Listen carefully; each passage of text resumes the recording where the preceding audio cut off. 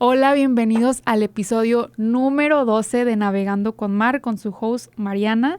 Estoy muy emocionada de presentarles a mi invitado del día de hoy, al doctor en letras hispánicas, con un énfasis en literatura mexicana, el doctor Juan Casillas. Bienvenido. Muchas gracias. Yo sé que te llamas Marina, pero de cariño, Mar, ¿verdad? Gracias. Sí. Y también me gustaría hacer énfasis que usted es profesor y director en el Santa Bárbara City College y vamos a hablar también acerca de su última obra literaria, Santo Toribio, Confesiones. Muchas gracias de nuevo. Si me permites, Mar, me gustaría hacer dos cosas antes de entrar en materia, o sea, que es el libro. Agradecimientos y una dedicatoria. Primero, antes de todo, darle gracias a Dios, porque sin el Todopoderoso, pues yo no estuviera aquí, no estuviéramos aquí. Y segundo, a mis padres, mi papá se llama José, mi mamá se llama Consuelo, pero yo de cariño digo Miché, José, y a Michelito, o sea, Consuelo. Y bueno, en general a Pasadena College, por este gran estudio que tienen, a ti, Mar, a tu programa Navegando con Mar, a tu equipo técnico, o sea que es en los controles, a James Campbell, y a todo tu público, a todos los radioescuchas de Navegando con Mar. Muchísimas gracias. Y también quiero hacer una dedicatoria a toda mi familia, para que no se nos olvide que el nopal no solamente lo traemos en la frente, sino también en el alma.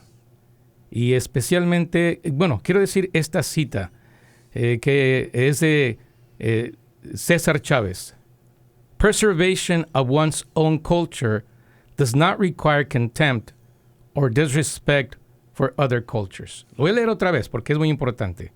Y este es César Chávez. Preservation of one's own culture does not require contempt or disrespect for one's culture. Y también se los voy a traducir en español. Dice, la preservación de la propia cultura no exige desprecio ni falta de respeto hacia otras culturas.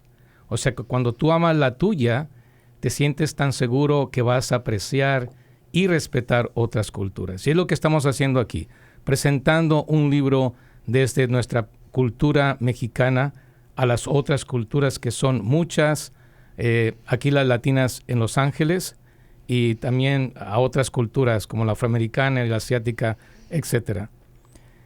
Y quiero finalizar esta dedicatoria a todos los inmigrantes, en particular los que han sufrido por las medidas represivas de esta presidencia en manos de ICE. A ellos quiero dedicarles, sin ser muy político, pero a ellos quiero dedicarles las lecturas, este programa sobre mi libro Santo Toribio, Confesiones.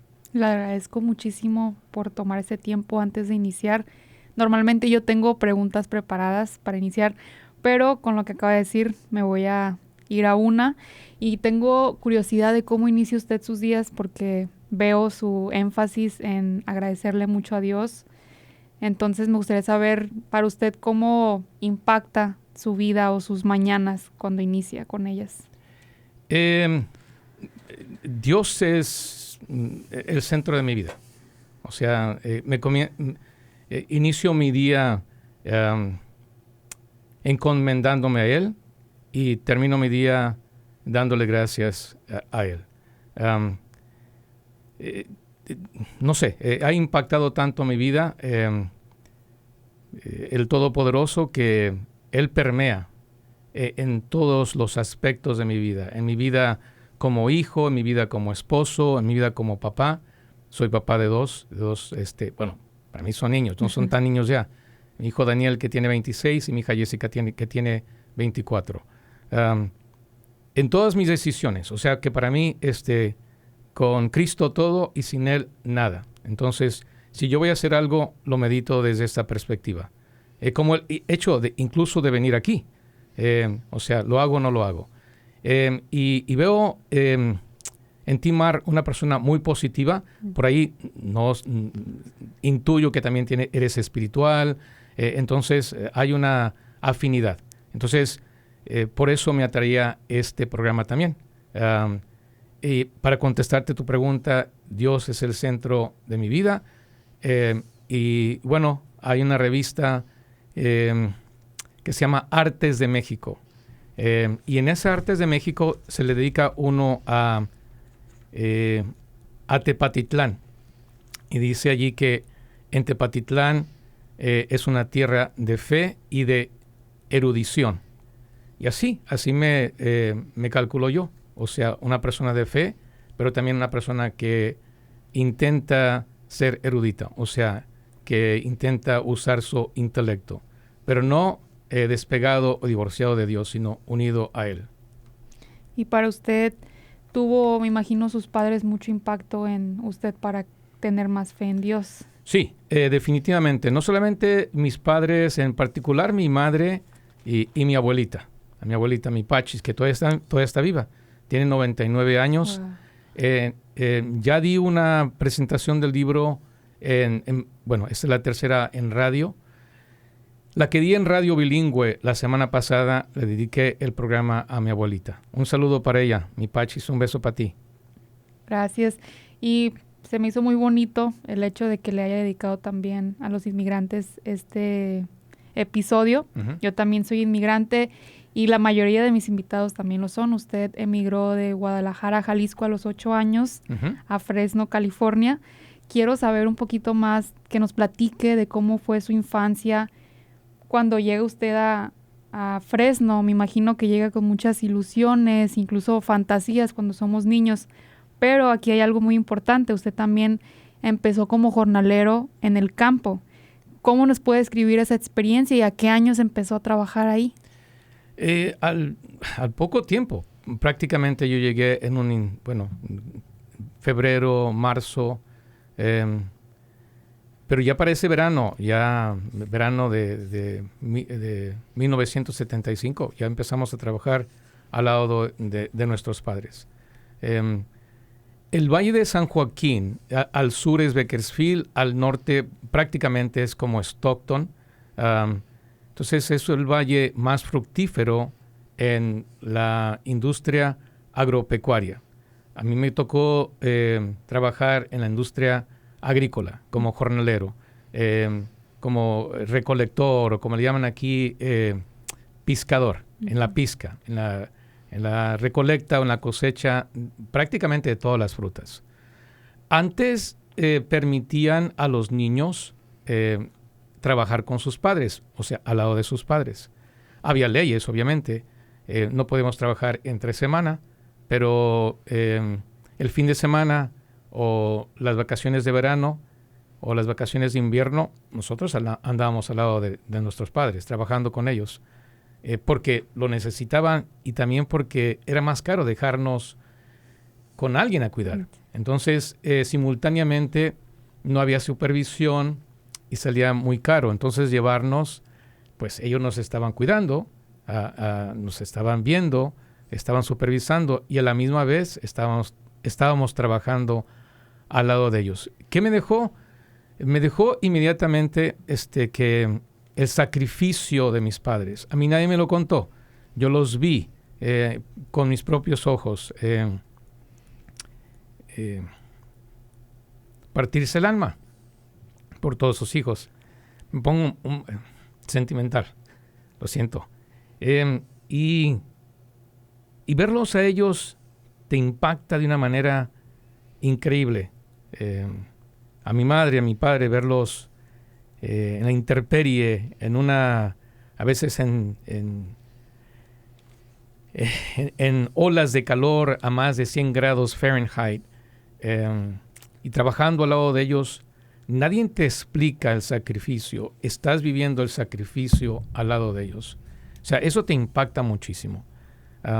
Así que cuando te dicen algo, uno se lo toma en serio. Sin embargo, no era un angelito. Yo también era travieso, era medio peleonero, y cuando a veces me metía en problemas en la escuela, iba a mi madre y le pedía al director, necesito que me dé una carta para llevarme a Juan a trabajar, o sea, entre semana. Y decía el director, no, que de hecho era un mexicoamericano, un chicano,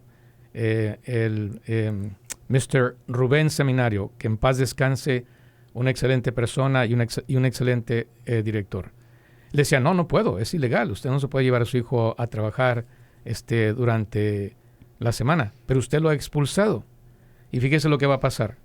Él se va a quedar en casa, va a tener hambre, se va a hacer un sándwich, se va a aburrir, se va a sentar enfrente de la televisión, la va a beber un rato y después se va a aburrir y se va a salir a la calle y se va a meter en más problemas. No hay nadie quien lo supervise. Me hubiera explicado eso. Entonces el director le hacía una carta a mi madre para que presentara al mayordomo, al contratista, quien estuviera encargado, y me llevaba a trabajar con ellos. Entonces ahí comenzaba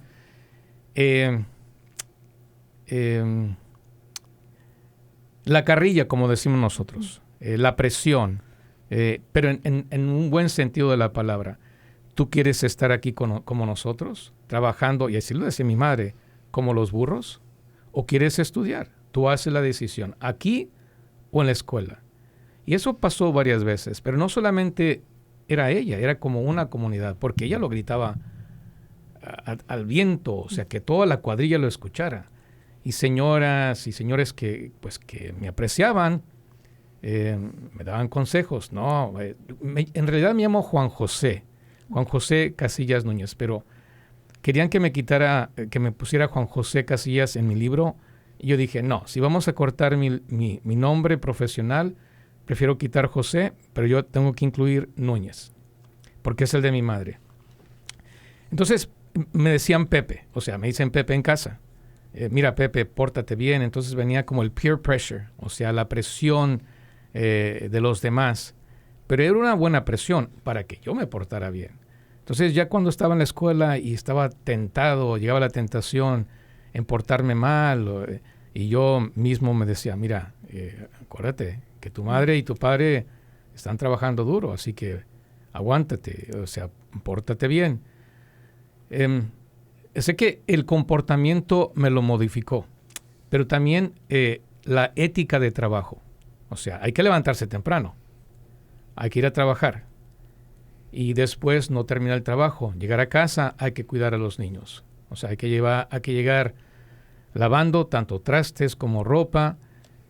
Nosotros somos, hay 2 mujeres, somos 6 hijos. Hay 2 mujeres y somos 4 hombres. Y yo soy el mayor.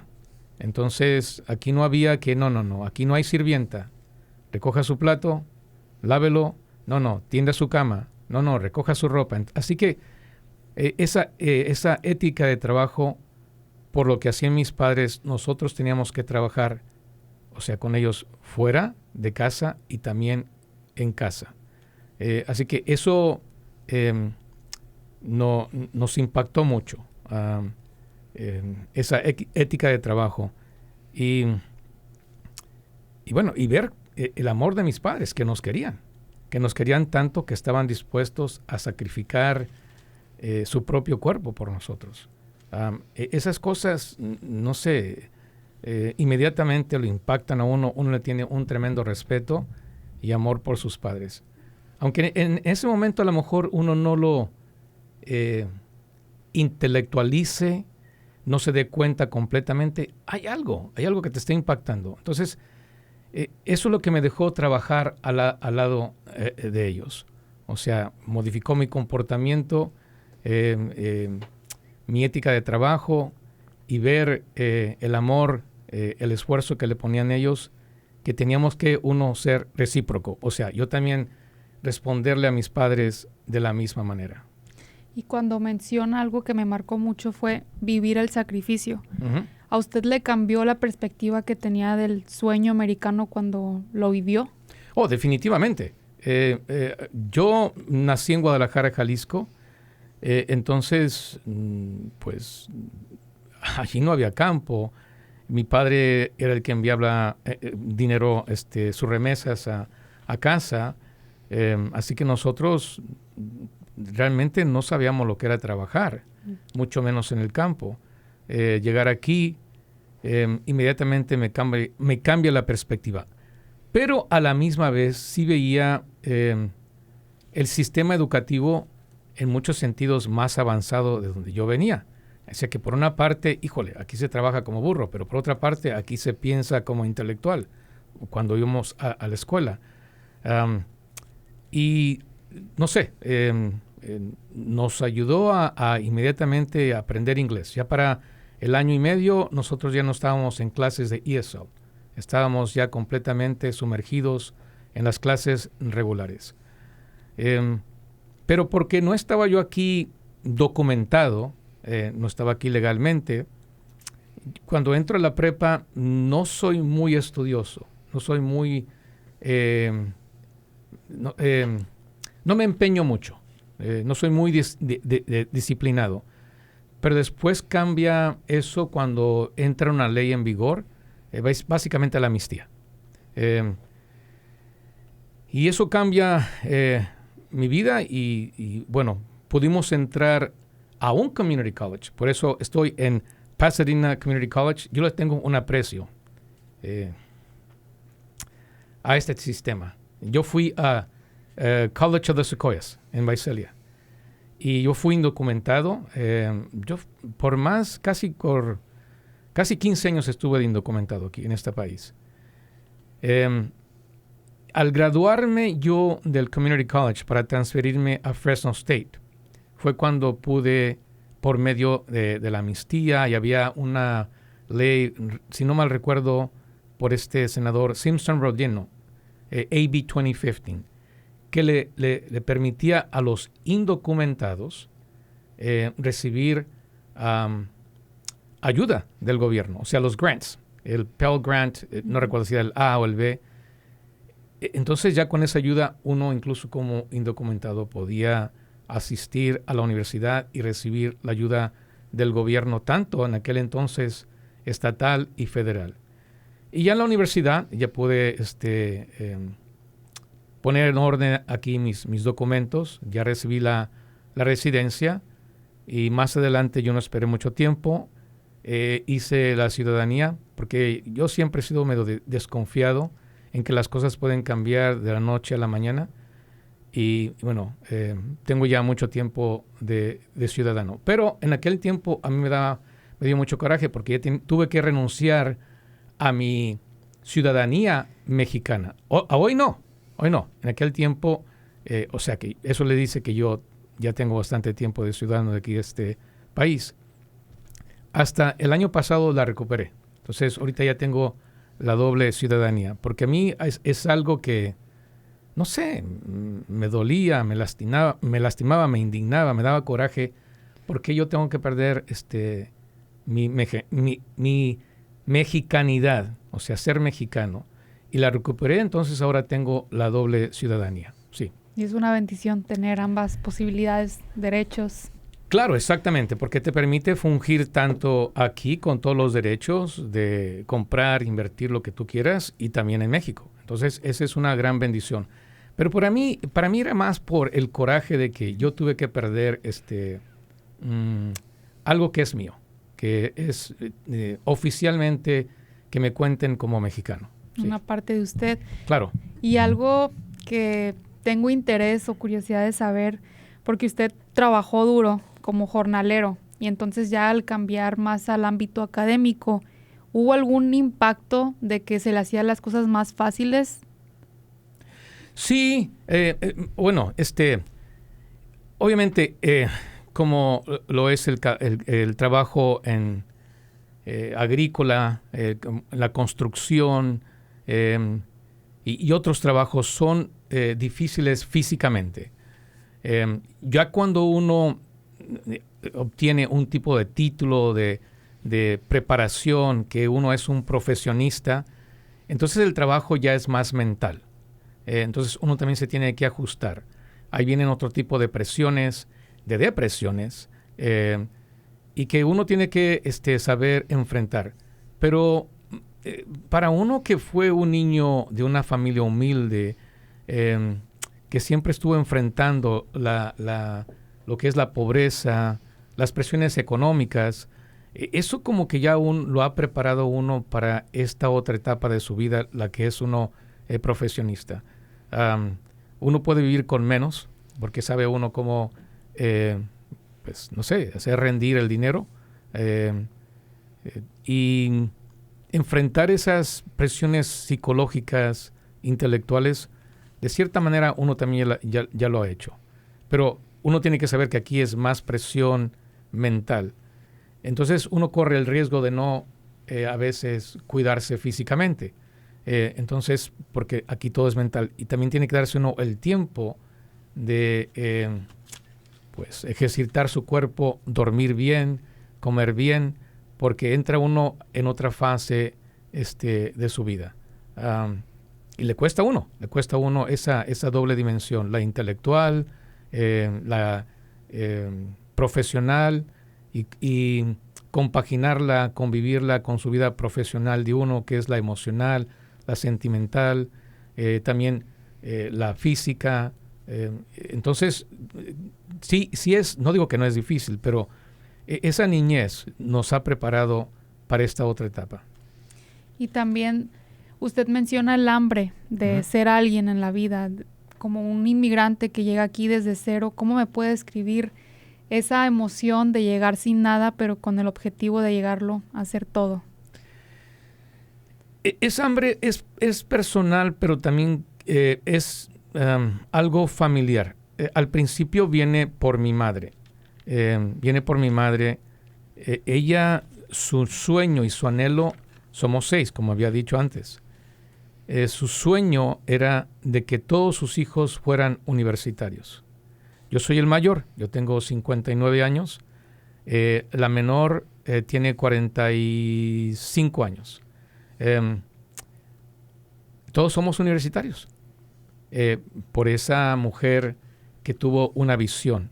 Mi padre al principio no, se le hacía difícil. Con 8 de familia, mantener a 8, había la presión de sacarnos de la escuela, pero mi madre insistía, no, ellos tienen que estudiar. Ya más después, ya cuando llegué yo a la universidad, mi padre cayó en la misma conclusión. Y es también difícil ser pionero, romper barreras, ser el primero que hace algo en la familia. A mí me tocó ser el mayor y ser romper barreras, pero a veces no es así. A veces al del medio o incluso a veces al menor es el que le toca ir a la universidad y rompe esa barrera para después sus sobrinos sigan el ejemplo de ese tío, de esa tía, sí. Qué bonito que menciona eso y me gusta mucho del romper barreras y no solamente pensar en uno mismo, siempre pensar en las generaciones futuras. Claro. Y usted, al ser el hijo mayor, el primero que termina la universidad, viniendo desde México, ¿qué era con lo que usted soñaba o qué impacto ha tenido usted en su núcleo familiar o círculo? Mire, no quiero pintarles como un Edén. No, yo era tremendo. O sea, en la prepa, miren, mis prioridades eran el fútbol, las fiestas y las muchachas. En verdad, o sea, esa era mi prioridad. Yo estudiar, no, yo decía, ¿para qué? Ni me van a dejar estudiar, yo soy indocumentado. Pero pasa esa ley. Y no sé, al ser mayor, al ver cómo tus padres trabajan y decir, ¿qué voy a hacer? Te entra una etapa donde te estás cuestionando y estás viendo tu porvenir y te cae esa carga, digamos, psicológica, espiritual y social, donde es tu obligación. ¿Qué voy a hacer yo? Porque voy a marcar la pauta no solamente para mí, sino para los que vienen después de mí. ¿Cómo le puedo decir yo a mi hermano mayor o mi hermana menor, a mi hermano menor o a mi hermana menor, estudia? O sea, bueno, ¿y por qué no lo hiciste tú? Entonces, a veces uno enseña más con el ejemplo, poniendo el ejemplo de que sí se puede. Y otra vez se puede porque esas son, digamos, mis capas de apoyo.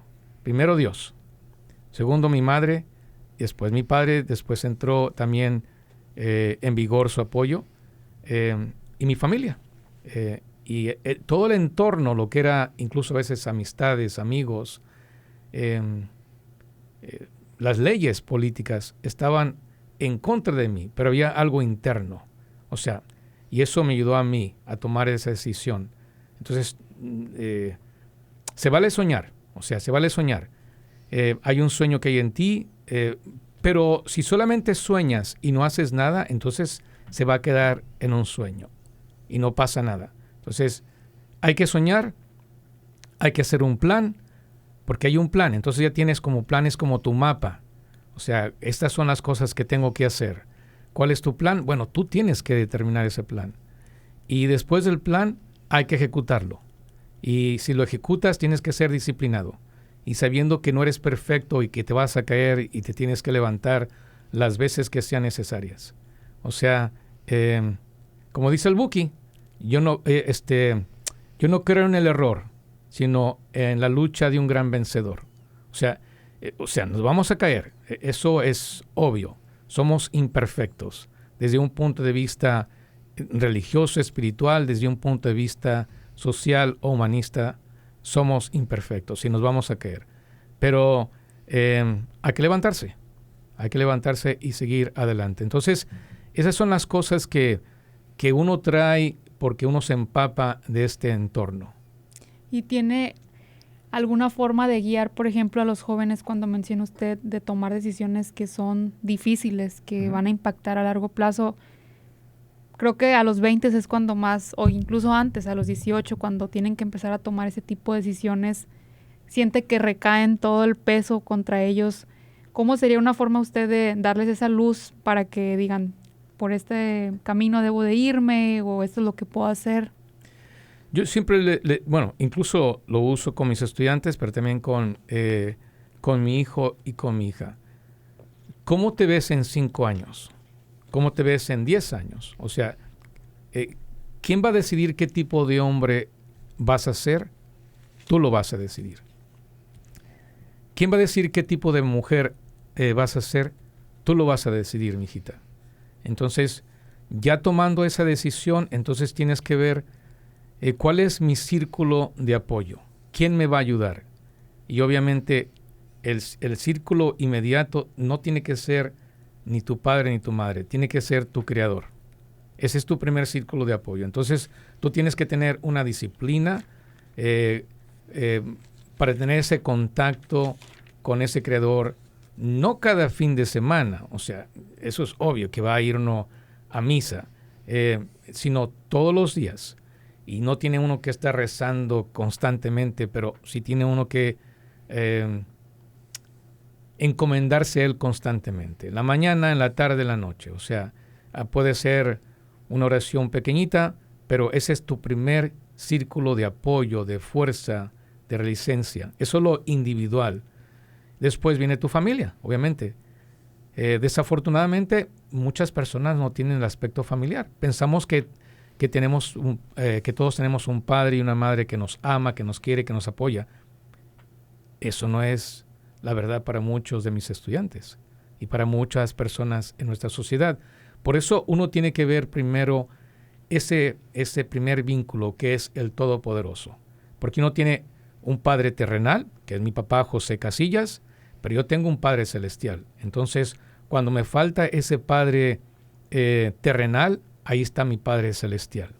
Y no nos deja libres de identidad. Ahí está su madre. Entonces, ya me estoy descubriendo qué religión soy. Pero les digo esto porque uno tiene que buscar ese vínculo espiritual religioso. Para mí es mi religión, pero cada uno de nosotros tenemos ese vínculo religioso. Para otros puede ser el judaísmo, el islam, puede ser la madre tierra, pero tú tienes que buscar esa espiritualidad, porque sin esa espiritualidad vienen los problemas y a veces nos superan y ya no podemos levantarnos. Con ese trasfondo espiritual, el que tú hayas optado te va a ayudar en tus momentos de crisis. Y es lo primero. Después tu familia, pero incluso hay personas de tu familia que te van a intentar hacer el sabotaje. ese no fue mi caso. Si ese es el caso, entonces buscar en tu entorno, digamos, académico o profesional, un maestro, una maestra, un consejero, una consejera, el director, buscar amigos, verdaderos amigos. Ya saben el dicho, dime con quién andas y te diré quién eres.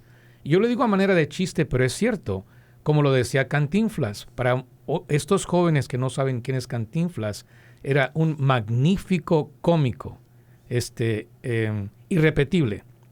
Y decía así algo Cantinflas, dime con quién andas y te diré de cuál te la fumas.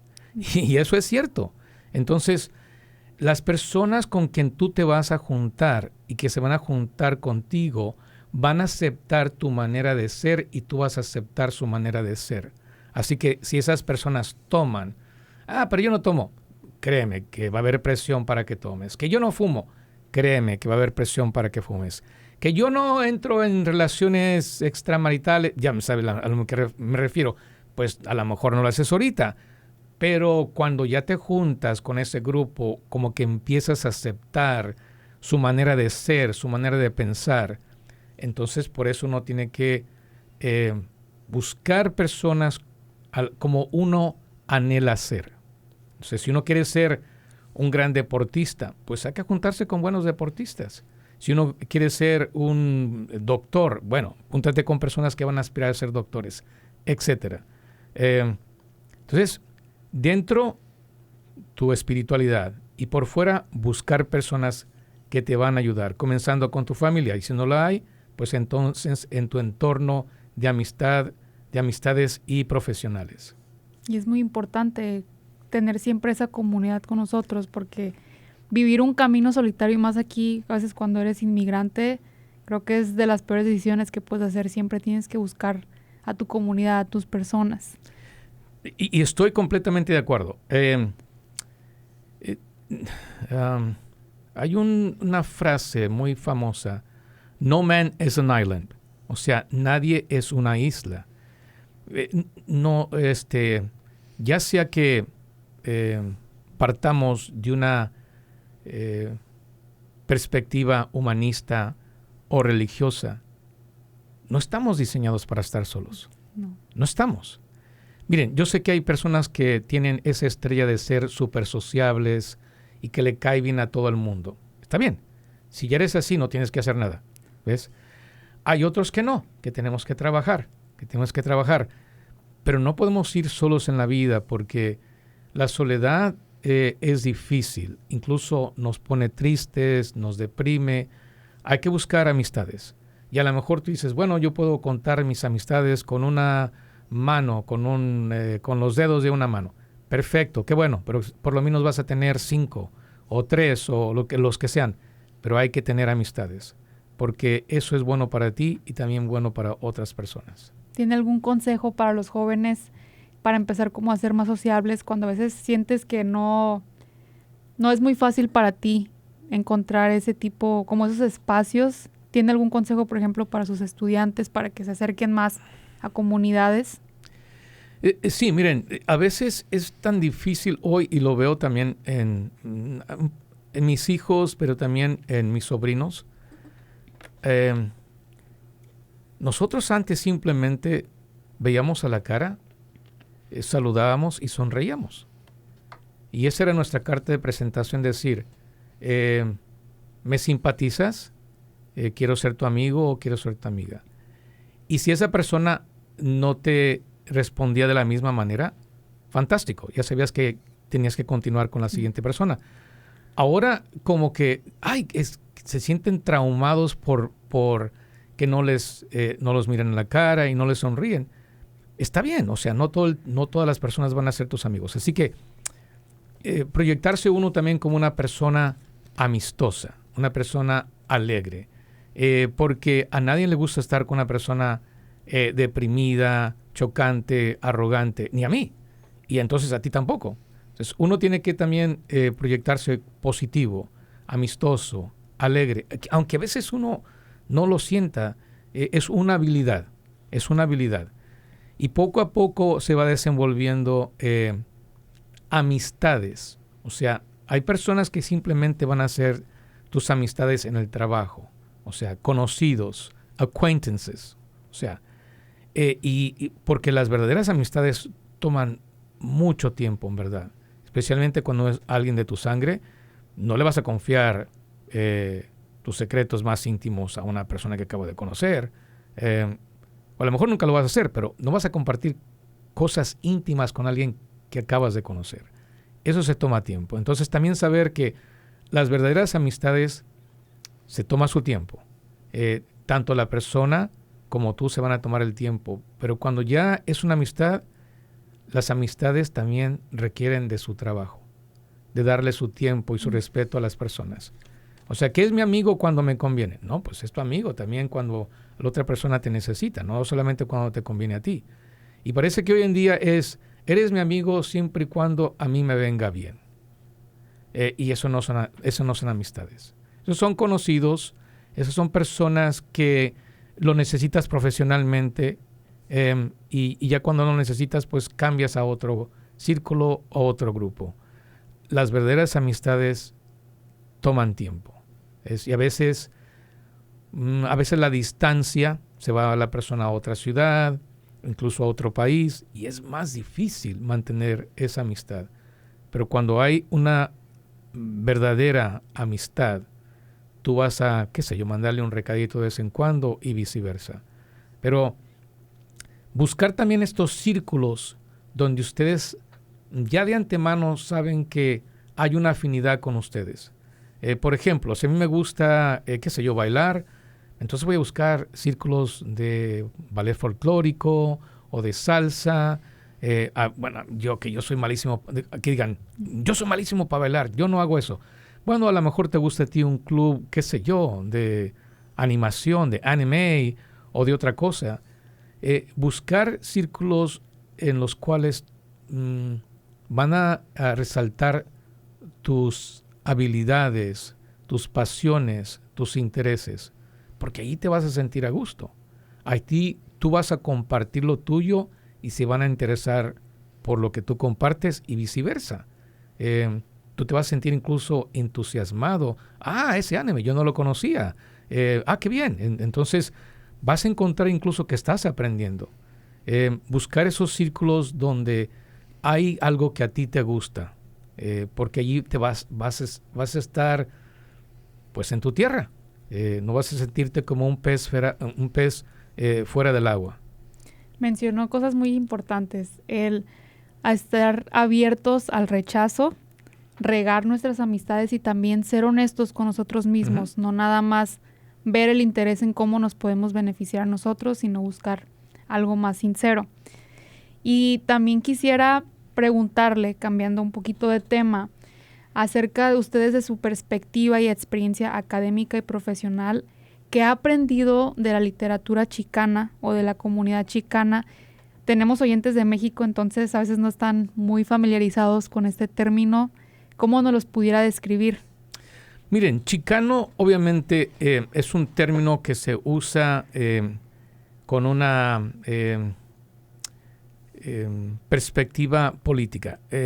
Podemos usar Mexican Americans, pero en 1960 se definen como chicanos los mexicoamericanos que estaban aquí, y lo hacen con un fin político.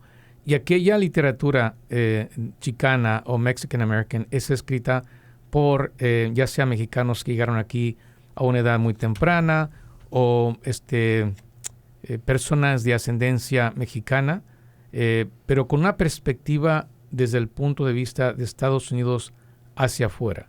No es el punto de vista desde de México. Y es para fundamentarse en este país, para establecer que ellos pertenecen aquí. Es un acto de resistencia, pero también de pertenencia. Y comienza en los 60s con varios autores, muchos autores, pero antes de los 60, pero lo que estudiamos generalmente es cuando comienzan los 60s con la llamada generación Quinto Sol. Una revista que así se titulaba, que sale de Berkeley, y hay varios autores. Voy a hablarles solamente de uno, como ejemplo. Bueno, está Rodolfo Anaya, está Miguel Méndez, está se me está olvidando su nombre al que quiero decirles, pero es autor de Y no se lo tragó la tierra. Se me está olvidando su nombre, ay, qué bruto. Que de hecho fue rector de UC Irvine. Tomás Rivera. Tomás Rivera, autor de Y no se lo tragó la tierra. Es una obra fundamental para mí. Entonces allí habla de un niño que es inmigrante, que con sus padres van a las cosechas. Entonces, al principio comienza esta literatura hablando mucho del campo, porque esa era nuestra experiencia. Ya después llega la otra ola urbana y ya después llega la otra ola que es la ola de las mujeres, ya en los 80s.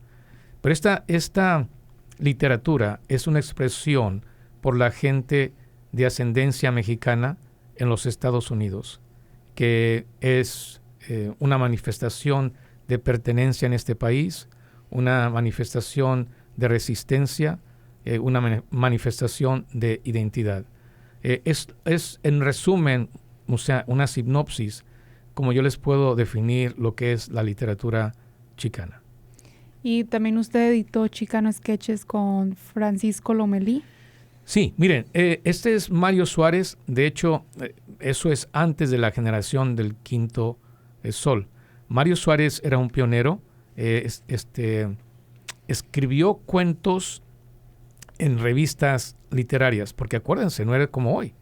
Ahora es, digo, fácil en comparación a esos años. Estamos hablando de los 50s, 1950, 1960. No había la plataforma para publicar. O sea, no habían las revistas, no había las casas editoriales, no había nada en donde publicar. Entonces, Mario Suárez publicó sus cuentos en diferentes revistas. Y hay uno en particular que me gusta mucho, El Hoyo. Y El Hoyo se trata de un barrio en Arizona, me parece que es en Phoenix. Y habla sobre El Hoyo, las características. Cuando uno lee El Hoyo, este libro se publicó en University of Arizona Press. Entonces, este hoyo tiene muchas características del barrio. Estamos hablando en los 50s y los 60s. Y se lo vuelven a leer, yo les aseguro que algunas características todavía parecen como si fuera hoy. Ese libro, el profesor Lomelí, que es una leyenda como catedrático en literatura chicana, él y yo investigamos y recogimos los cuentos que había de Mario Suárez publicado. Estaban publicados. Y después nos dimos a la tarea de investigar dónde estaba Mario Suárez. De hecho, aquí vivía aquí en Los Ángeles. Desafortunadamente, cuando dimos con su dirección, nos dimos cuenta que él había fallecido unos cuantos años antes. Pero su esposa, la señora Suárez, su viuda, nos proporcionó otros cuentos inéditos que nadie sabía. Entonces, los que ya se habían publicado, los reunimos con los que estaban inéditos, o sea, que ella nos proporcionó. Y de allí salieron Chicano Sketches. Y sketches, bueno, como dibujos, como bosquejos. O sea, esos son los bosquejos o esos son los dibujos que yo hago del pueblo chicano. Y hay uno que me llama la atención ahorita que estamos hablando, que habla de la capirotada. La capirotada, y empieza a explicar, y así es la capirotada. Sin embargo, y ahí explica, él escribía en inglés. La capirotada se prepara de la siguiente manera y da los diferentes ingredientes. Sin embargo, en la casa de fulanito se prepara de esta manera y en la casa de sutanito se prepara de esta otra manera y sigue siendo capirotada. Pero era como una metáfora como para decir, bueno, y yo soy mexicoamericano y soy así. pero fulanito también es mexicoamericano y es de otra manera y sigue siendo chicano. Y está, o sea que dentro de nuestra cultura también hay una diversidad. O sea, con todas sus diferencias, de todos modos, somos parte de este grupo. Que es muy bonito abrazar nuestra diversidad. Claro. Y siempre tener pues ese amor por nuestra cultura. Claro, exactamente. Y me gustaría ahorita empezar a hablar acerca de su obra literaria de Santo Toribio Confesiones. ¿Cómo inició ese amor o ese interés de escribir? En verdad que, yo ya de niño, no sé, en particular la música. La música me llamaba mucho la atención. Recuerdo que mis padres tuvieron que regresar a México porque mi abuelito enfermó. Estábamos indocumentados y yo no quise ir. Yo no quise ir porque sabía que si regresaba a México iba a ser muy... No les contesto. A nosotros, a mi madre y a mis hermanos, a mi madre, a mis hermanos y a mí, a nosotros al cruzar la frontera, en aquel entonces se decía la migra o el Border Patrol, no ICE, nos deportaron de allí en la frontera 5 veces. Entonces nos tocó, que nos sacaran de Estados Unidos. Nosotros nos tocó pasar por Nogales, México y Nogales, Estados Unidos. Hasta que la última vez mi padre se desesperó y fue y nos recogió. Dijo, no, miren, eso es como le vamos a hacer. Cuando ustedes crucen, se van a ir directamente a la iglesia católica. Cuando se van allí, van a ir como que entran a misa, y al salir de misa, yo ya voy a estar estacionado allí, ustedes suben al carro y nos venimos. Así que, no sé si yo oiga mal o bien, mi padre fue nuestro coyote, fue quien nos trajo acá a Estados Unidos al cruzar la frontera. Entonces, esa sensibilidad de nosotros siempre estuvo presente. En particularmente nuestros estudiantes, viendo cómo la estaban pasando mal, especialmente durante COVID. Entonces yo ya escribía, ya tenía esa sensibilidad por escribir, les digo, otra vez por la música. Hay una canción en particular que me dejó marcado, y no es ni mexicana, es una canción, no quiero equivocarme, es peruana, se titula El Plebeyo. No recuerdo el nombre del escritor, pero sí recuerdo que es una canción peruana. En aquel momento la cantaban un grupo, soy de la época de la música grupera, Los Terrícolas, que son venezolanos. Entonces, El Plebeyo, hay una partecita que dice más o menos así. El amor, siendo humano, tiene algo de divino. Amar no es un delito, porque hasta Dios amó. Y si el cariño es puro y el deseo es sincero, ¿por qué robarme quieren la fe del corazón? Quedó mi alma marcada con esas palabras. Es mucho más larga la canción. De hecho, la cantó también Pedro Infante. Hay otros cantantes. Pero yo soy de la generación de Los Terrícolas, entonces me quedo con esa versión. Hay algo que dejó en mí, la música, la letra. Pero este amor por la poesía no llega hasta la universidad. Y cuando llego a ver que hay personas que escriben simplemente porque aman escribir, otros que escriben y viven de la escritura. Y tomé una clase con un profesor en la universidad, que es anglosajón, el profesor Dr. Ronald Freeman.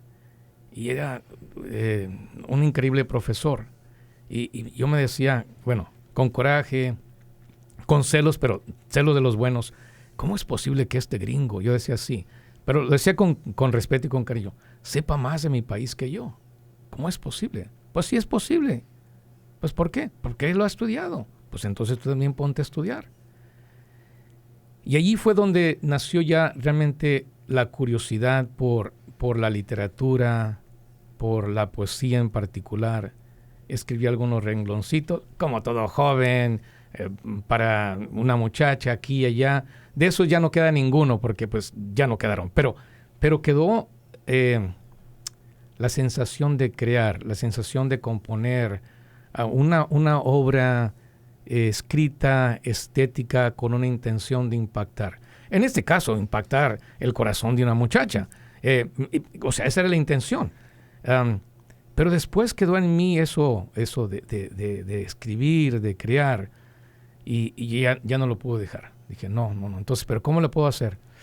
Pero, pues, de esto no vive nadie. Entonces, tenía un plan a largo plazo. Bueno, ¿y qué tal si algún día me hago profesor? Y mientras sea profesor, saco algunas de mis obras.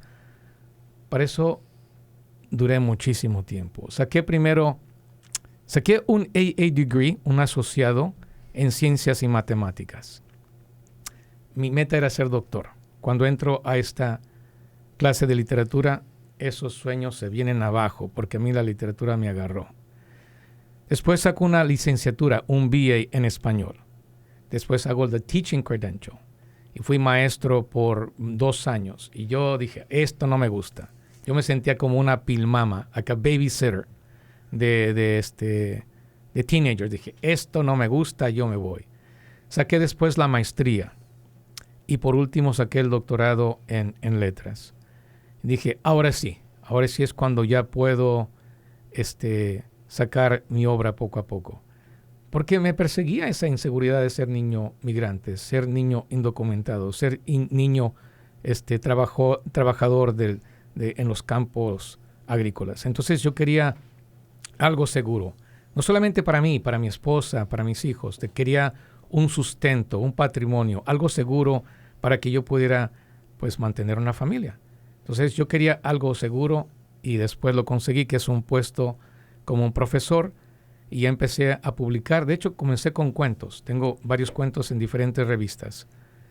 Llega la pandemia y yo veo que mis estudiantes, muchos, la están pasando mal y otros súper mal. Entonces empiezo a hacer yo mi propio conteo.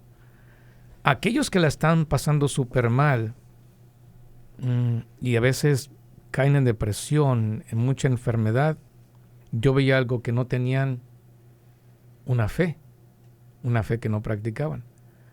Aquellos que sí practicaban su fe, no es que no la estuvieran pasando mal, pero había una licencia, un aguante por lo que estaban pasando. Los tumbaba a veces la enfermedad, incluso algunos habían fallecido algún familiar. Y había una fe tan fuerte que a mí me dejaba impresionado.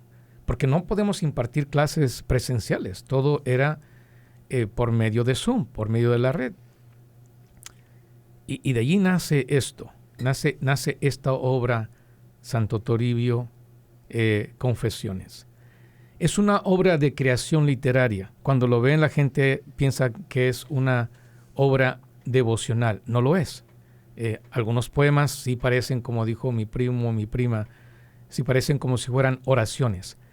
Pero la intención es una obra artística que está en 2 partes. Miren, dejen primero comenzar con la portada. Así comenzamos desde la portada. En la portada, como pueden ver, miren, hay 2 símbolos muy grandes. El primero es la cruz y después está como engargolada o enrollada una serpiente, una víbora. Entonces, no es una imagen original. Como ustedes saben, hay los 4 grandes muralistas: Rivera, Tamayo, se me está olvidando, bueno, este es de José Clemente Orozco, Siqueiros, y este es de José Clemente Orozco. Se titula cruz y serpiente. Para Siqueiros, esto es lo que representaba ser mexicano. Es el mesticismo. O sea, la cruz representa obviamente lo europeo, lo católico, y la serpiente representa lo prehispánico. Puede ser como un dios prehispánico, Ecuculcán. Él decía, estos dos símbolos representan, o sea, el ser mexicano, el ser mestizo. Ahora, ¿en qué mezcla? Bueno, en la medida que cada quien decide si es más de la cruz, o sea, más europeo, o más prehispánico, o una combinación de las dos cosas. En mi obra realmente representa una lucha entre el bien y el mal. Es lo que representa. Entonces, partiendo de esta es la imagen que van a ver. Está dividida en dos partes. Generalmente las obras ya sean de narrativa, o sea, es como un relato, se está contando algo como un cuento, una novela, o es de poesía o drama. O sea, en los poemas, pues son poemas. Aquí hay una mezcla de dos cosas. Entonces, en la primera parte es un dreamer. Es un dreamer, como ustedes saben, es un estudiante indocumentado que está en la universidad. Y estando en la universidad tiene una crisis existencial, espiritual, religiosa. Deja de practicar lo que su madre le enseñó. Él anda en una vida disoluta, o sea, anda de vago, o sea, anda en los centros nocturnos y en el tubo. O sea, él anda haciendo cosas que van en contra de la fe de su madre. Su madre sabe esto, o sea, que no anda en buen camino. Intenta reencaminarlo en el camino de Dios. Y él cada vez que se va a regresar a la universidad se hinca y le da la bendición a su madre. Y él ya ni está practicando su fe, pero lo hace simplemente para contentar a su mamá. Y al finalizar siempre termina con esta oración Anima Christi, que es muy famosa. Alma de Cristo, santifícame. Cuerpo de Cristo, sálvame, etc. Pero en esta ocasión en el libro termina con una oración a Santo Toribio. Y él le hace la burla a su madre. Con que la Iglesia Católica ya se inventó otro santito. Entonces hay un choque entre ellos. Ella lo reprende muy duramente. Y no le hace caso a su mamá. Pero él se lo sigue encontrando en diferentes lugares. O sea, no físicamente, no como si yo te estuviera viendo a ti, Mar, sino en una estatua o en una estampita. Y finalmente su padrino le da un cuaderno con poemas de Santo Toribio. Son poemas inéditos. Él los lee y lo impactan tanto que después él publica los poemas. Entonces, la segunda parte son los poemas de Santo Toribio. O sea, vamos a hablar un poquito de Santo Toribio. ¿Por qué Santo Toribio? Pues es relevante por dos razones. Primero, porque es un santo mártir de la Guerra Cristera. La Guerra Cristera sucede hay dos etapas, 1920 y 1930. Y la Guerra Cristera era un conflicto entre el gobierno mexicano y la Iglesia Católica, que básicamente se estaban peleando por el poder del pueblo, a ver quién tenía en sus manos al pueblo. El gobierno tenía un proyecto, la iglesia tenía otro proyecto y no eran compatibles. Entonces, como represalia, el gobierno les prohíbe celebrar el culto, la misa, etc. Habían tanto sacerdotes, religiosas y laicos que fueron renegados, o sea, protestaban y de todos modos celebraban la misa clandestinamente, en cuevas, en chiqueros, en el campo, en casas, todo a escondidas. Uno de ellos fue Santo Toribio, de esos padres rebeldes, y por ser rebelde lo matan, por celebrar la misa, lo matan. No solamente a Santo Toribio, hay muchos sacerdotes, incluso laicos. Posiblemente él es el más famoso. por eso es relevante, porque da su vida por su creencia. En la actualidad hay muchas personas, y digo la actualidad de 2000 para acá, afirman que una persona los ha ayudado a pasar la frontera de México a Estados Unidos y que tiene este perfil. Es alto, agüerado, ojos medios verdes, azules, y les ha ayudado a cruzar, les ha dado agua, comida, y nos afirman que incluso hasta dinero. Y lo único que les pide, que si pueden, cuando regresen ya sea a México o incluso a Centroamérica, porque ha ayudado también a centroamericanos, que regresen por Santana de Guadalupe, en Jalisco, donde era Santo Toribio, que lleguen allí y que den gracias a Dios. Cuando llegan, ven una estatua de este hombre y se dan cuenta que era un santo que los ayudó. Entonces, por esto, en el 2000, Juan Pablo II lo canoniza y lo nombra el santo patrono de los inmigrantes. Entonces, por eso es, para nosotros, en lo que estamos viviendo, pues es el santo patrono de los inmigrantes. Entonces, tenemos al principio un ente de ficción, porque es un dreamer, José Natividad Reynoso, que yo le digo allí Nati. Es un ente de ficción porque no es nadie en particular, o sea, pero es todos. O sea, no es un dreamer en particular, pero representa a todos los dreamers. O sea, es un ente de ficción que representa a todos. Y en la segunda parte es un ente histórico, o sea, es una persona de carne y hueso que realmente vivió y que murió. Entonces aquí tenemos un dreamer que está titubeando por creer o no creer. Y estamos en la segunda parte con una persona que cree tanto que incluso da su vida por creer. Entonces aquí, en esta obra, voy a hacer una comparación.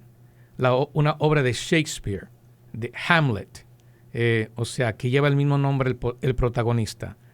Está en una escena y está a punto de decidir si se va a quitar la vida o no, o sea, si se va a suicidar. Y esas son las palabras famosas de Hamlet. To be or not to be. That is the question. O sea, ser o no ser. Esa es la cuestión. A veces se traduce, esa es la pregunta. Entonces, allí es ser o no ser. Tiene más implicaciones.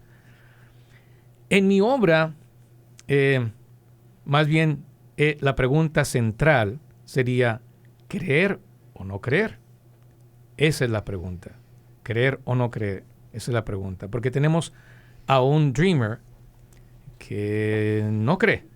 Y él quiere vivir su vida a su manera.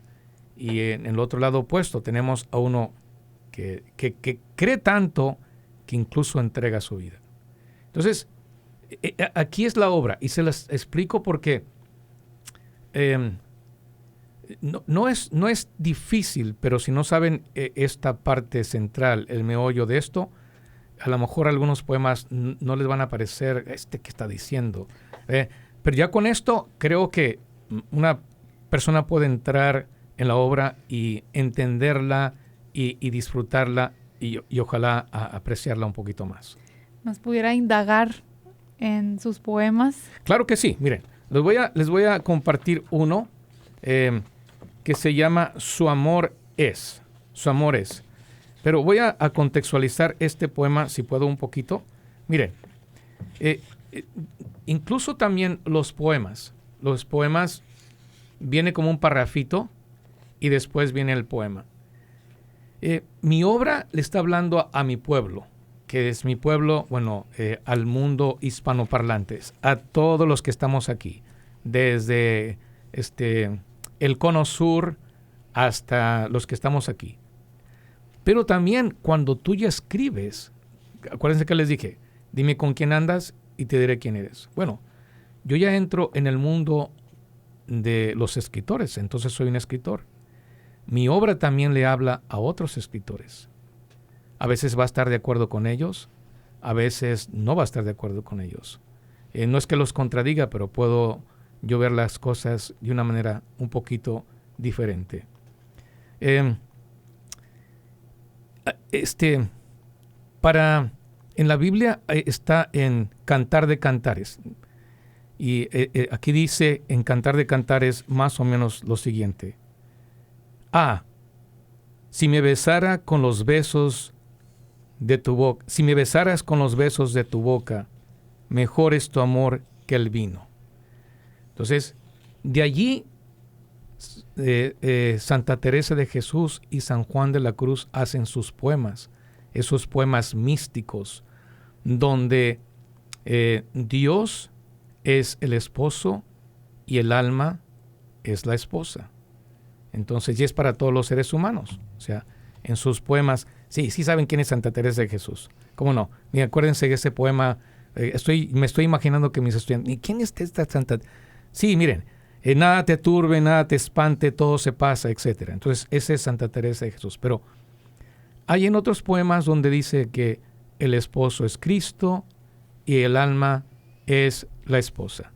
Pero yo, como siendo hombre, esa metáfora no me ayuda, porque yo soy hombre y mi alma no la veo como esposa.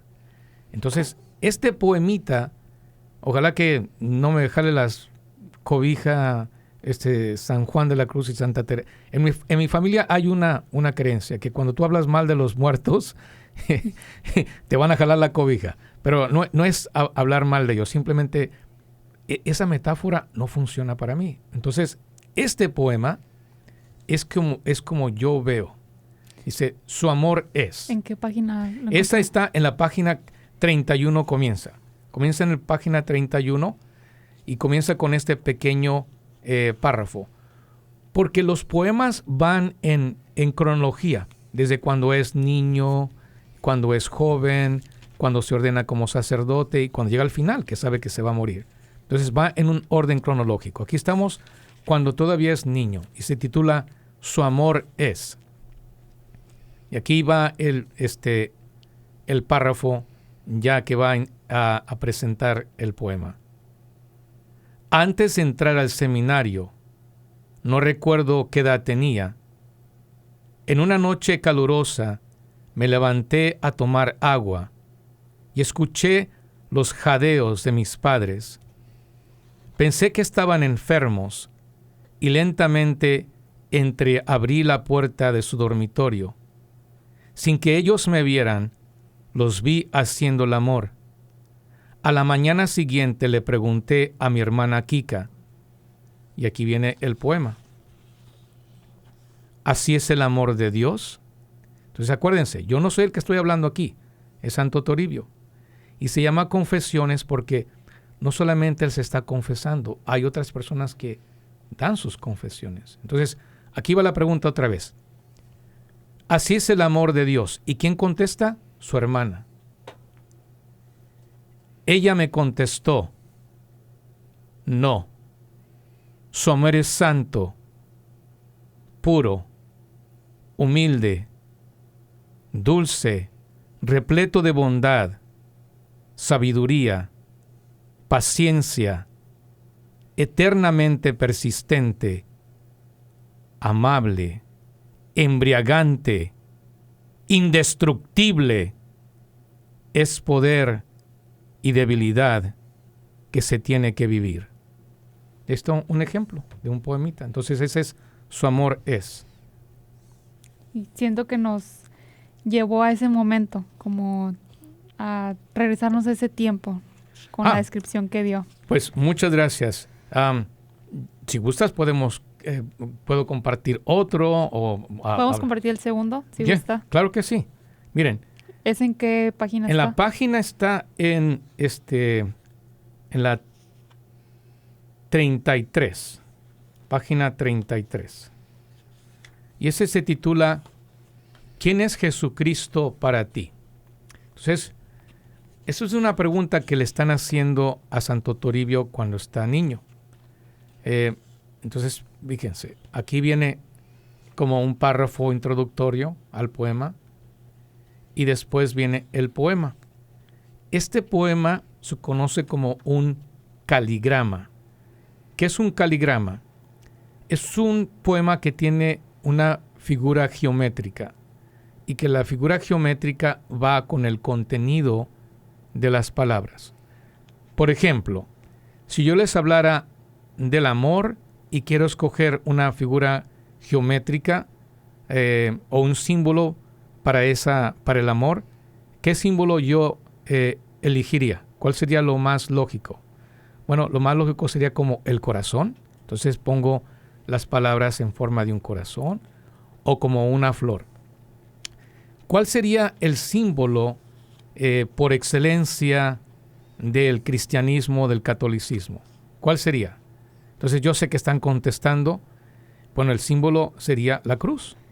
¿Me lo puede mostrar? Sí, Se está ve muy aquí. bonito. Y está aquí. Entonces, ese es un caligrama en forma de cruz. Es el único caligrama que hay en este poemario, que son un total de 24 poemas. 23 son supuestamente dentro del contexto, los escribe Santo Toribio. Acuérdense, no los escribe él. Yo me inspiro en su vida y escribo estos poemas. El 24 es de otra persona. Pero miren, les voy a leer la introducción de este poema. Tenía 11 años cuando quería ingresar al seminario. Tanto mis padres como el párroco de Jalostotitlán, cuyo nombre por respeto a su memoria no voy a mencionar, tenían sus dudas. Mis padres pensaban que era demasiado joven e inocente para vivir lejos de casa, primero en San Juan de los Lagos y después en Guadalajara. El sacerdote no estaba seguro de mi llamado, porque a su parecer era demasiado buen mozo. Y tengo que usar esa palabra porque es lo que se usaba antes. ¿Qué es buen mozo? Guapo. O sea, el padre, no, este es demasiado guapo, este no puede ser sacerdote. Para indagar más sobre mi vocación, me cuestionó, ¿quién es Jesucristo para ti? En ese momento me sorprendió la pregunta y me quedé estupefacto, o sea, como paralizado. Mi silencio, según el clérigo, corroboraban sus sospechas. Medité a solas y como respuesta nacieron los siguientes versos que recité a mis padres y al sacerdote. Después nadie dudó de mi llamado. Al contrario, todos me apoyaron. Mi padre, que era mi mayor detractor, hasta vendió un terreno a don Tranquilino Ramírez Martín para costear mis estudios en el seminario. Fíjense, el párrafo es mucho más grande que el mismo poema. Pero aquí les va el poema. El poema ya está contestando esta pregunta. ¿Quién es Jesucristo para ti? Y comienza contestándolo también con una pregunta.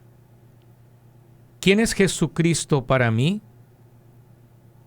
Él es la salvación, sabiduría y potencia que como, bebo, respiro, siento, pienso, vivo, y el amor que quiero recibir y dar. Y ese es el segundo poemita.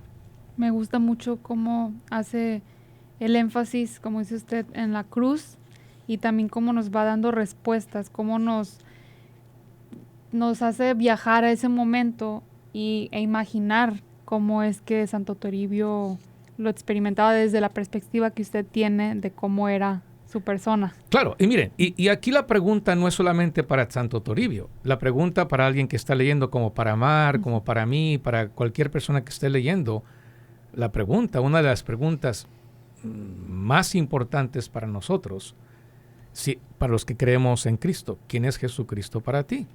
Y esa respuesta solamente puede ser la tuya. Tú tienes que contestar quién es para ti. Entonces, nos pone en esa situación. Esta es la respuesta. Y a lo mejor tú vas a coincidir con muchas cosas que hay aquí en este poema, que es, pues sí, ahí estás, yo coincido, esto también es Cristo para mí, pero también tiene que ser algo personal. Hay algo que tiene que salir de nuestro corazón y decir, Cristo, esto es para mí. Y también lo consideraría como una guía para crecer nuestra fe o conocernos más a nosotros mismos. También, miren, la literatura también tiene esa dimensión didáctica. Hay muchos dicen que cuando es muy didáctica entonces no es arte, pero casi todo el arte puede tener su dimensión también didáctica, que nos enseña algo. Pero cuando es demasiado didáctica, entonces puede caer como en doctrina.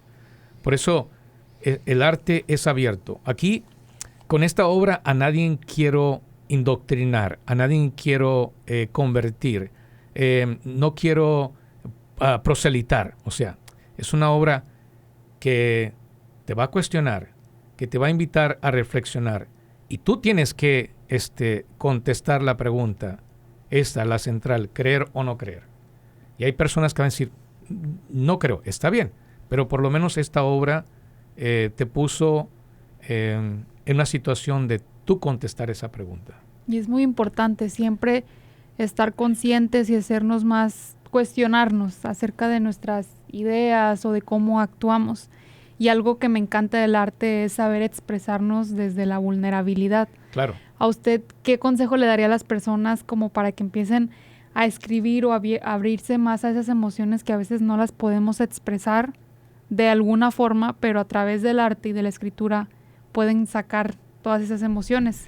Miren, no viene al caso, pero tengo un poema que se llama La cultura cura, el arte sana.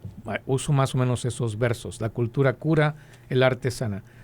Porque tú tienes que indagar, tienes que escarbar en tu ser, o sea, en tu alma, en tu pensamiento, en tu psique, y sacar cosas allí que son a veces no tan positivas, o sea, son dolorosas.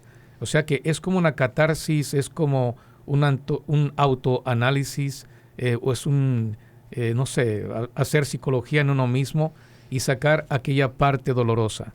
Y cuando uno la saca, dicen que el que saca eso y a través de la terapia o la confesión o compartir con otras personas una obra de arte, sacas ese dolor y ese dolor ya no tiene tanto poder sobre de ti. O sea, tú ejerces ese poder porque lo has controlado. Obviamente, cuando estás encomendándote al Todopoderoso es cuando realmente sanas, pero es una manera, un instrumento o un camino para poder uno también sanar, o sea, y conectarte con los demás. Cuando tú sanas, entonces puedes también ayudar a los demás a sanar. ¿Y también tiene algún consejo para las personas que quieren empezar a escribir y les gustaría compartir sus obras? Miren, yo creo que leer lo lleva uno a escribir. El que lee lo lleva uno a escribir, porque a uno le gusta la lectura y uno empieza uno emocionado a leer las obras de otras personas y de repente hay algo que después te toca a ti el corazón. Tener una libreta a la mano, en verdad. A veces no va a ser ni tu verso. Hay un verso que a mí me impactó mucho de Santa Teresa del Niño Jesús. Hay muchas Santa Teresas, les hablé de Santa Teresa, pero esa es Santa Teresa del Niño Jesús. Escribía de una manera que a mí incluso me chocaba. ¿Cómo puede ser tan pura esta escritura tan inocente? Y yo estaba en la literatura pero hay un verso que me impactó tanto y que de hecho lo uso aquí en un poema y se titula así: A Dios le gusta mi alma. Entonces, unos versos te van a tocar a ti para que después tú saques lo que quieres explicar o escribir. Leer es fundamental y empezar a experimentar. Hay muchas técnicas, no voy a entrar en técnicas, pero tener un cuaderno, apuntar cosas, apuntar ideas. La lectura y la escritura va de la mano. Es como el alimento para escribir. Hay que leer. De repente yo leo a una poeta como Gabriela Mistral, chilena, que habla de la maternidad y aunque yo no sea mamá, nunca podré ser mamá, soy hombre.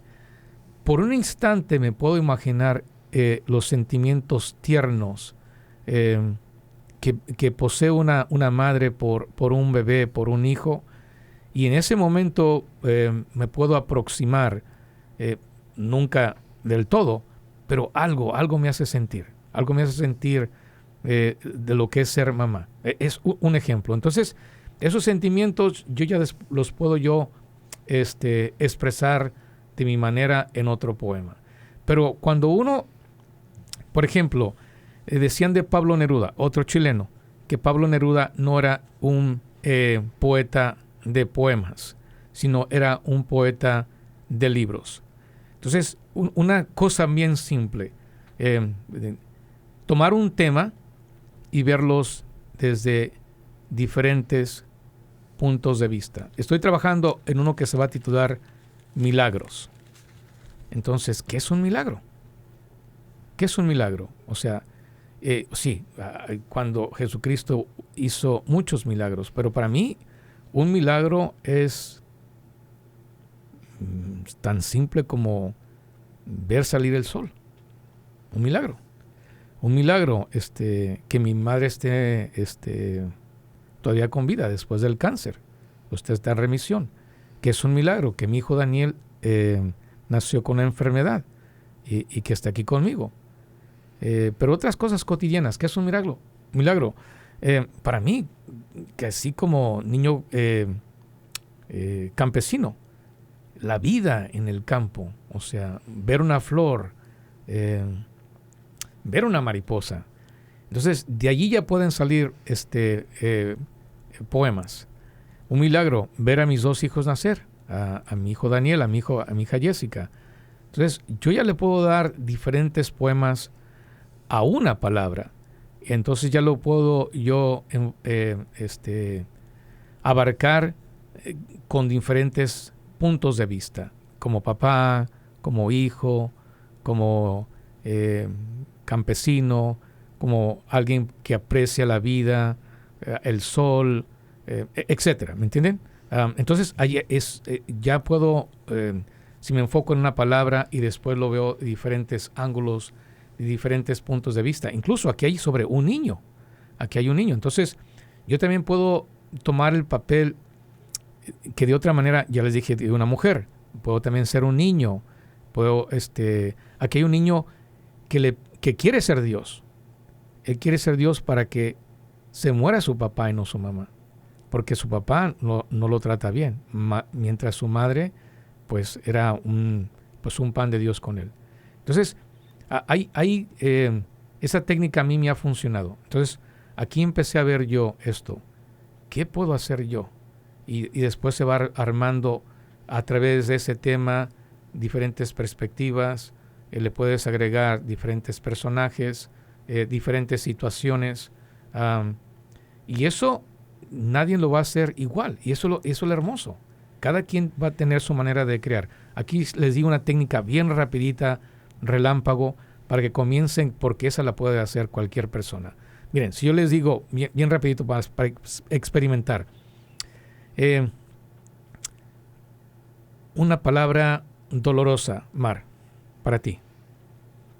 Sufrimiento. Sufrimiento. Entonces, ya Mar le puedo decir, sufrimiento cuando alguien fallece en mi familia.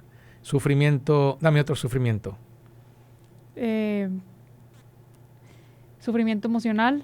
Emocional, sí, pero da más específico. O sea, átalo a una relación. Sufrimiento de emigrar. De emigrar, ahí está, ¿ya ven? ¿Se fijan? Entonces ya se va haciendo sufrimiento o sufrimientos. Entonces, cuando alguien fallece, entonces el sufrimiento de emigrar. Y de hecho, miren, Delia Saldívar me dio una buena lección, que es la anfitriona de Comunidad Alerta en Radio Bilingüe. Dijo, para mí, la portada de tu libro es lo que representa. Cruzar la frontera. Es la cruz que llevan los inmigrantes, y la víbora son todas esas maldades, calamidades,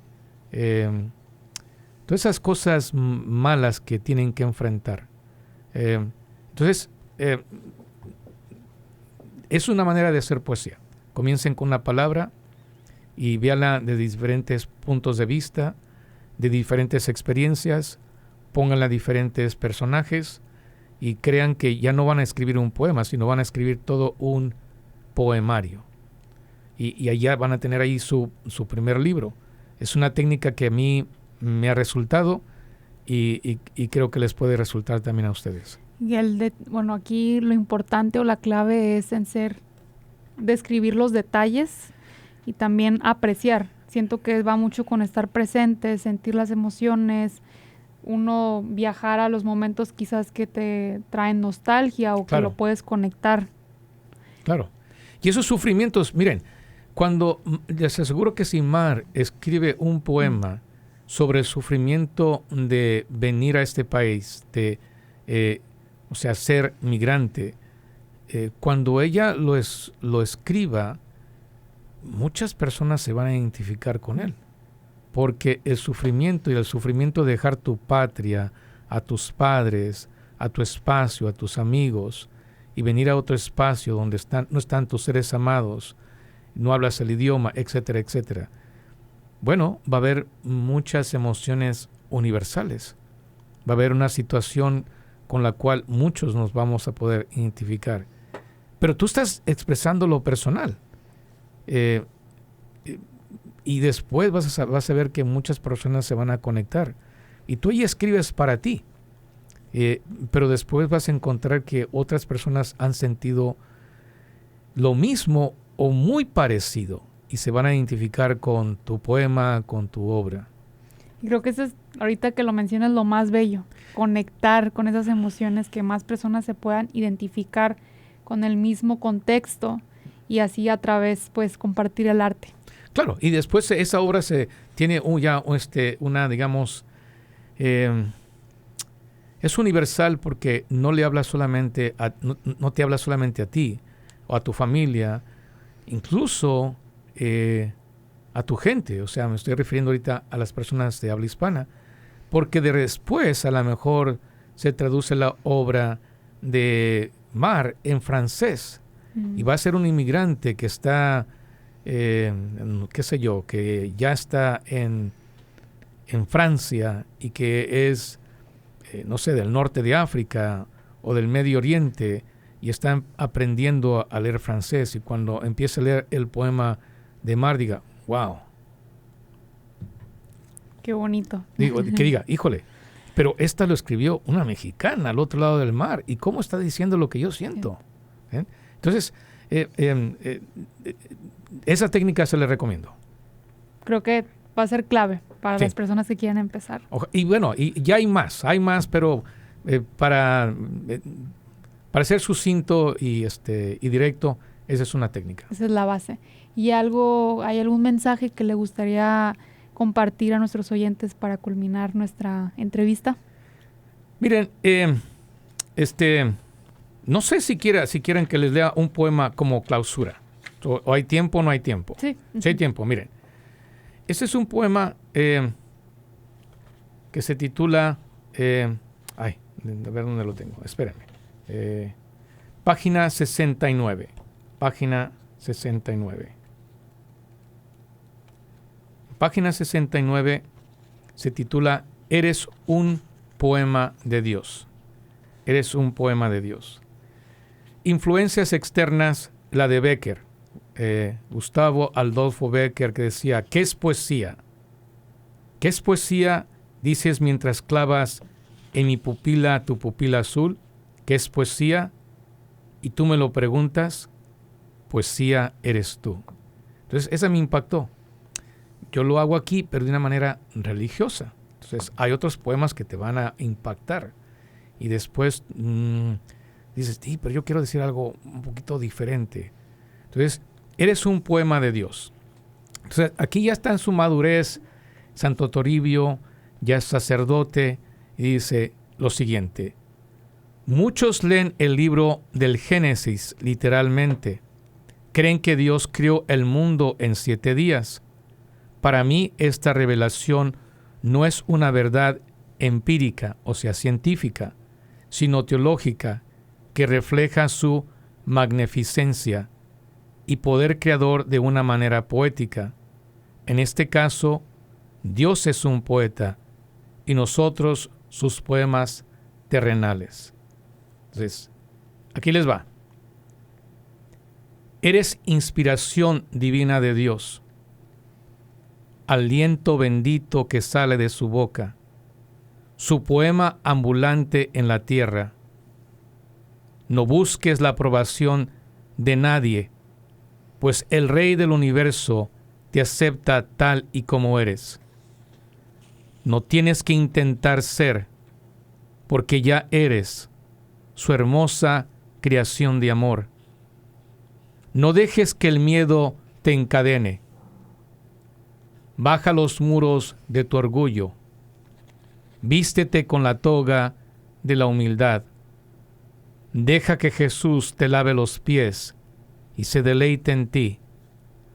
Así podrás decir: yo, creación, adoro a mi Creador. Nada o nadie, ni yo mismo, puede separarme de Él. Que mis versos resplandezcan la vida de los demás. Mi rima armonice su cuerpo, mente y alma, y mis metáforas revelen la cara de Jesucristo. Atrévete a decirle a Dios Padre: con tu arte me enseñaste a amarte. Soy un poema de Dios. Y con ese concluyo mis lecturas. Miren, ha sido un verdadero placer. De nuevo, gracias, Mar, por invitarme. Gracias a la persona que está en los controles, que es Jens Campbell.